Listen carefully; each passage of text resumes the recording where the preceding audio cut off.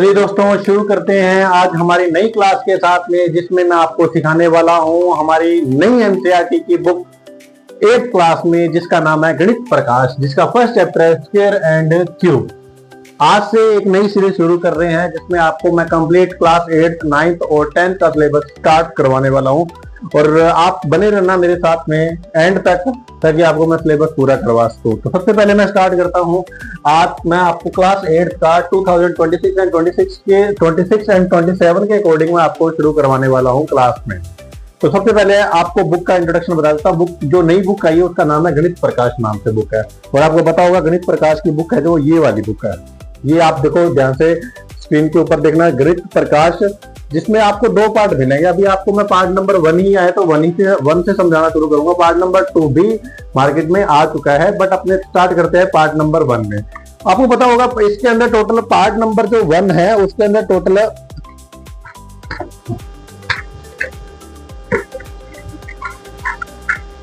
Part number 1 में total 7 chapter है। Sorry, part number 1 में टोटल 7 चैप्टर है। इन 7 चैप्टर का डिस्कशन अपने पूरे वीडियो के अंदर करेंगे। इसी वीडियो में नहीं, नेक्स्ट वीडियो में प्लेलिस्ट के अकॉर्डिंग अपने मैं आपको सिखाऊंगा, ताकि आपको कहीं भी इधर उधर जाने की जरूरत ना पड़े। आपको एक प्लेलिस्ट के अंदर सारी क्लासें मिल जाएगी। तो जैसे अपने स्टार्ट करते हैं, सबसे पहला चैप्टर जिसका नाम है स्क्वायर एंड क्यूब। तो स्क्वायर, अब आपको सबसे पहले आपको इसका बेसिक पार्ट समझता हूँ, फिर मैं आपको इस चैप्टर की जो स्टार्टिंग होती है, बुक स्टार्ट जहां से होती है, बुक आपको पता होगा जो बुक की स्टार्टिंग होती है बच्चे, बुक स्टार्ट होती है एक स्टोरी से।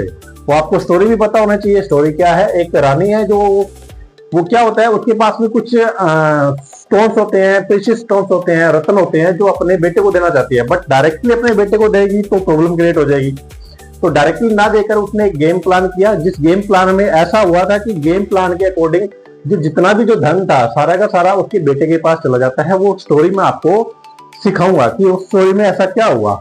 तो अब अगर आप जानना चाहते हो कि स्टोरी में एक्चुअल में हुआ ही क्या था, तो वो स्टोरी भी आपको मैं सिखा दूंगा। सबसे पहले अपने इस चैप्टर का बेसिक पार्ट से स्टार्ट करते हैं। बेसिक क्या मतलब क्या है सर? स्क्वायर क्या होता है?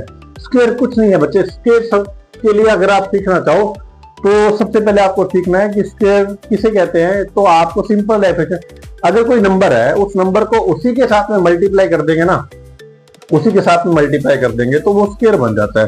तो डेफिनेशन ऑफ स्क्वायर, सबसे पहले अपने बात करते हैं स्क्वायर की डेफिनेशन क्या होती है। सर ये मैंने लिखा स्क्वायर, तो डेफिनेशन क्या होती है? तो definition according A number multiply by itself. Itself का मतलब होता है एक नंबर को उसी से मल्टीप्लाई कर देना। सर इसका सिंबल ये होता है, सिंबल तो ये होता है। और इसको आपको पता होगा कि जैसे मैंने बताया ए का स्क्वायर, तो मतलब क्या होता है? ए को ए से मल्टीप्लाई करना है। कितनी बार करना है? 2 बार ही करना है। ए को ए से मल्टीप्लाई करना है 2 बार। यहां तक समझ आ गया? ये बेसिक है, स्क्वायर का पार्ट है। तो स्टार्ट करते हैं स्क्वायर के रूल से अकॉर्डिंग। तो आपको पहले सबसे पहले पता होना चाहिए बच्चे, 1 से लेके 10 नंबर का स्क्वायर आपको अच्छे से आना चाहिए, ताकि आपको, और नो डाउट मैंने इससे पहले काफी वीडियो बना चुका हूँ स्क्वायर के ऊपर, जिसमें आपको मैंने स्क्वायर को सिखाने के लिए ट्रिक मेथड से सिखाया, जिसमें आपको 2-2, 3-3 मिनट की वीडियो मैंने अपलोड कर रखी है पहले से।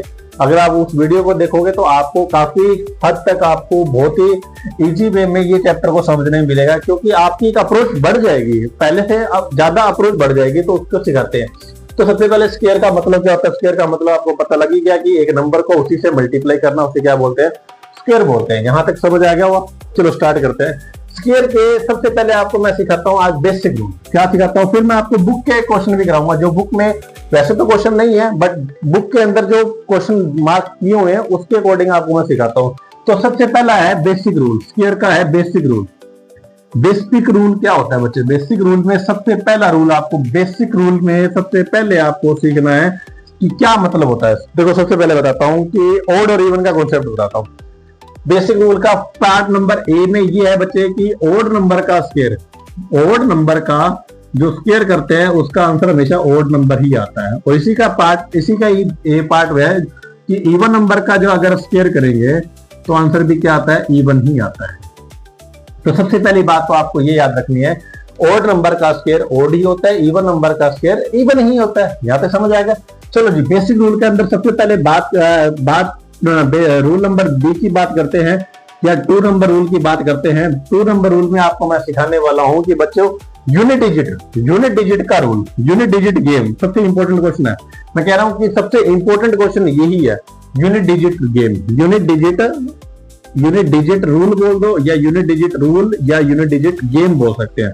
गेम से ज्यादा मतलब ज्यादा इंटरेस्ट बनेगा समझने में। तो देखो बच्चे क्या होता है, आपको क्या होगा एग्जाम में क्वेश्चन कैसे आएगा, एक नंबर दे देंगे 3 या 4 डिजिट का नंबर दे देंगे और आपको पूछा जाएगा कि इसका अगर स्क्वायर करें तो लास्ट में क्या आएगा। अब कई बच्चे क्या करेंगे, उस नंबर को उसी से मल्टीप्लाई करेंगे। फॉर एग्जाम्पल मैंने पेपर में क्वेश्चन आ गया 784 का स्क्वायर करने, उन्होंने स्क्वायर नहीं पूछा, उन्होंने बताया कि इसका स्क्वायर करने पे लास्ट में क्या आएगा। तो बच्चे क्या करते हैं, जिनको नहीं पता रूल वो क्या करते हैं, इसको मल्टीप्लाई करने लग जाते हैं। मल्टीप्लाई मैं कह रहा हूँ मल्टीप्लाई करना ही नहीं है, हम अपने ट्रिक से सीखेंगे।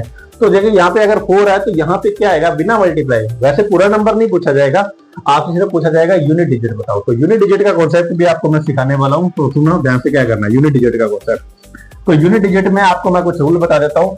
बच्चे देखो क्या होता है कि अगर दुनिया में कोई भी नंबर है उसके पीछे अगर 1 या फिर 9 आ जाए, दुनिया में कोई भी नंबर अगर उसके पीछे क्या आ जाए 1 और 9 आ जाए, तो उसका स्क्वायर करने पे हमेशा लास्ट में क्या आएगा 1 आएगा। ये बात याद रख लो, एग्जाम्पल से समझाऊंगा साथ में आपको।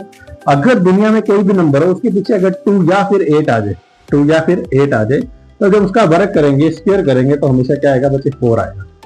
अगर किसी नंबर के पीछे 3 या फिर 7, आगे मैं स्पेस क्यों छोड़ रहा हूँ, आपका क्वेश्चन होना चाहिए कि सर आगे आप स्पेस क्यों छोड़ रहे हो। आगे का मतलब आगे कुछ भी हो, बट लास्ट में अगर 1 या फिर 9 आए, 1 या 9 आए, दोनों में से कोई भी आए तो हमेशा 1 ही आएगा। 2 या 8 आए तो हमेशा क्या आएगा 4। 3 और 7 आने में हमेशा क्या आएगा बच्चों 9 आता है। अगर 4 या फिर 6 आ जाए, 4 या 6 आने पर हमेशा क्या आता है, 4 या 6 आने पे क्या आता है 6 ही आता है। और सर 5 आने पे क्या आता है, सर 5 आने पर वैसे तो 25 आता है, बट अपने यूनिट डिजिट की बात करते तो ओनली 5 आएगा। अगर 0 आने पे क्या आता है सर, 0 आने पर हमेशा क्या आएगा लास्ट में 0। ये बात आपको समझ आ जा रही है। देखो रूल नंबर 1 क्या कहता है, ऑड नंबर का स्क्वायर ऑड होता है, इवन नंबर का स्क्वायर इवन होता है। आई होप आपको समझ आया हुआ। रूल नंबर 2 है यूनिट डिजिट रूल। कौन सा रूल है, यूनिट डिजिट रूल या यूनिट डिजिट गेम बोल सकते हैं अपने।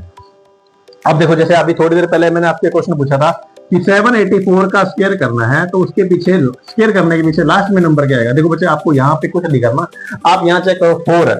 देखो 4, जब 4 आए तो क्या आएगा 6 आएगा, 4 आए तो क्या आएगा 6 आएगा।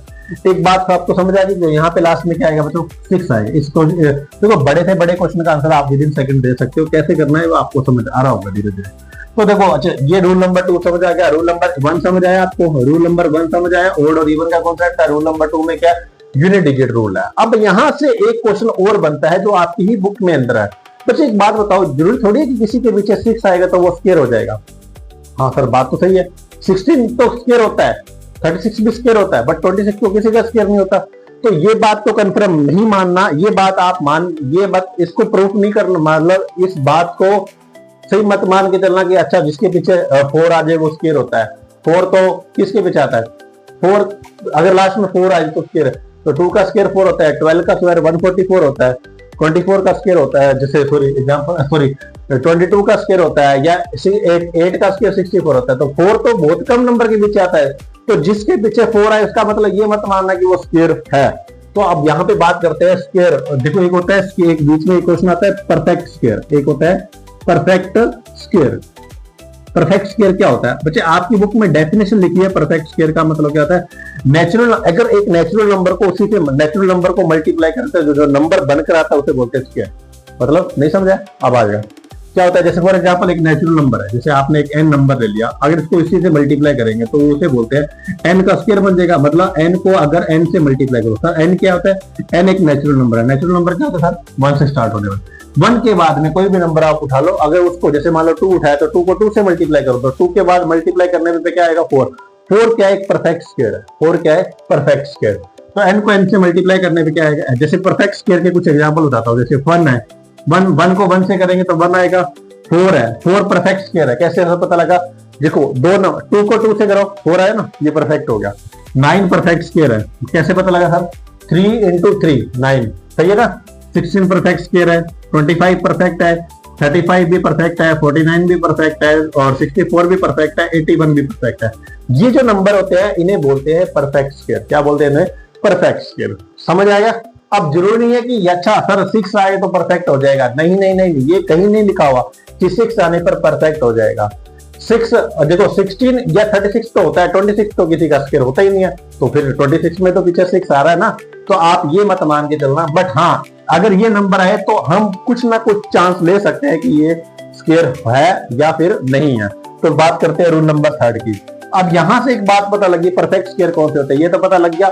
चलो अब सबसे इंपॉर्टेंट रूल बताता हूं इसके अंदर। सबसे इंपॉर्टेंट रूल है कि कौन सा नंबर परफेक्ट नहीं है। देखो रूल नंबर 3 है इम्परफेक्ट। रूल नंबर 3 है इम्परफेक्ट। इम्परफेक्ट का मतलब क्या होता है बच्चे? वो नंबर जो किसी का स्क्वायर हो ही नहीं सकता। देखो बच्चे एक बात बताओ, दुनिया में जो आज तक आपने नंबर्स पढ़े होंगे तो दुनिया में नंबर होते हैं 0 से लेकर 9 नंबर। काउंटिंग में 10 होते हैं, 0 1 2 3 4 5 6 7 8 9 10। देखा जाए तो 10 नंबर होते हैं। कितने नंबर होते हैं? 10। तो उनमें से 10 में से कौन कौन आ गया? 1 आ गया, 4 आ गया, 9 भी आ गया, 6 आ गया, 5 आ गया, 0 आ गया। कौन सा नंबर नहीं है? तो इम्परफेक्ट क्या होते हैं? जिस नंबर के पीछे 2 या 3 या फिर 7 या फिर 8 आ जाए। अगर दुनिया में किसी नंबर के पीछे 2 आ जाए, 3 आ जाए, 7 आ जाए, 8 आ जाए, तो एक बात कन्फर्म मान के चलना बच्चे, वो कभी भी किसी नंबर का स्क्वायर नहीं हो सकता। इसलिए उन्हें बोलते हैं इम्परफेक्ट स्क्वायर। क्या बोलते हैं उन्हें? Imperfect square. आई होप आपको समझ आ रहा होगा, धीरे धीरे आपको समझ आने लग जाएगा। अभी स्टार्ट है एक बार। इम्परफेक्ट क्या होता है? जिस भी नंबर के पीछे, अब पेपर में क्वेश्चन ऐसे आता है बच्चों, देखो क्वेश्चन कैसे आता है, देखो which is the imperfect number. जैसे क्वेश्चन आ गया 144 आ गया, 196 आ गया, और 132 आ गया, और 225 आ गया। अब देखो बच्चे, जहां पे 4 आ सकता है, 6 आ सकता है, 5 आ सकता है, 2 तो कभी नहीं आता। जब लास्ट में 2 आ गया तो ये क्या हो गया? इम्परफेक्ट। ये होता है इम्परफेक्ट को निकालने का तरीका। अब आपको सर आपको तो वो नंबर पता है जिसके स्क्वायर आपने लिख दिया, इसका तो नहीं होता इसलिए लिख दिया। एक बात कन्फर्म कर लेना, जिसके पीछे 2 3 7 8 आ जाए। क्या आ जाए? 2 3 7 एक साथ नहीं आएंगे, 2 आ जाएगा या तो 3। ओब्लिक का मतलब यही होता है कि या तो 2 आएगा, या 3 आएगा, या 7 आएगा, या 8 आएगा। ये नंबर क्या होते हैं? इम्परफेक्ट स्क्वायर होते हैं। क्या होते हैं? इम्परफेक्ट। तो इम्परफेक्ट की पहचान क्या होती है? इम्परफेक्ट स्क्वायर की पहचान क्या होती है? जिसके पीछे क्या आएगा? 2 3 7 8। आई होप समझ आ रहा होगा, धीरे धीरे समझते जाओ। रूल नंबर 3 समझ आ गया। पहला रूल नंबर क्या है? ओड नंबर का स्क्वायर करने पर ओड नंबर आता है, इवन नंबर का स्क्वायर करने पर इवन ही आता है। यूनिट डिजिट रूल क्या है बच्चे? ये यूनिट डिजिट रूल है। अगर किसी पीछे 1 और 9 आ जाए तो 1 ही आएगा, 2 और 8 आए तो 4 आएगा, 3 और 7 आने पर 9 आता है, 4 और 6 आने पर 6 आता है, 5 आने पर 5 आता है, 0 आने पर 0 ही आता है। क्या नहीं आता? ये बात याद कर लेना। देखो जो आ रहा है वो तो चलो छोड़ो, क्या नहीं आ सकता ये बात याद रखना चाहिए। सही है ना, कि ये तो नहीं हो सकता, वो क्या नहीं हो सकता? 2 नहीं हो सकता, 3 नहीं हो सकता, 7 नहीं हो सकता, और 8 नहीं हो सकता। अगर ये नंबर कभी पीछे आ जाए तो आप बोलोगे सर ये तो इम्परफेक्ट है। क्या है? ये इम्परफेक्ट नंबर है। यहां तक आई होप आपको समझ आ गया होगा। ये आपका गणित प्रकाश को जो बुक है उसी का मैं बेसिक पार्ट करा रहा हूँ, धीरे धीरे आपको समझ आता रहेगा। अब रूल नंबर क्या है? रूल नंबर 3 क्या है? देखो रूल नंबर 3 तो हो गया, सॉरी रूल नंबर 4 में क्या है? एक्चुअली में बच्चे स्क्वायर बनता कैसे है? रूल नंबर 4 यही है। क्या बोला मैंने? स्क्वायर बनता कैसे है? स्क्वायर बनता है बच्चे, एक बात याद करो, स्क्वायर को कैसे बना सकते हैं? स्क्वायर होता है ना addition of the odd number होता है, addition of odd number, addition of odd number. Odd number का ऐड करने पर स्क्वायर बनता है। सर समझ नहीं है, दोबारा से बताओ, एग्जाम्पल समझो बच्चे। एक ओड नंबर है ना, तो एक का स्क्वायर एक ही होता है। देखो ओड नंबर था, 1 + 3 करो, 1 और 3, 1 भी 3, 1 ओड नंबर है, 3 भी ओड नंबर है, इसका आंसर कितना आएगा? 4। 1 + 3 + 5 करो, देखो ये तीनों कंटिन्यू ओड नंबर को ऐड करेंगे ना तो किसी ना किसी नंबर का स्क्वायर बनेगा। जितने नंबर ऐड करोगे उसी का स्क्वायर बनता है। देखो देखो अब देखो इसको ऐड करने का तरीका, 1 3 + 5 कितने होते हैं? 9। 9 पता है ये कितने नंबर ऐड किए मैंने? 3 ऐड किए ना, तो 3 का स्क्वायर तो नहीं होता है। समझ आया? तो स्क्वायर क्या होता है? Addition of continue odd number. आगे देखते हैं बच्चे और समझते हैं।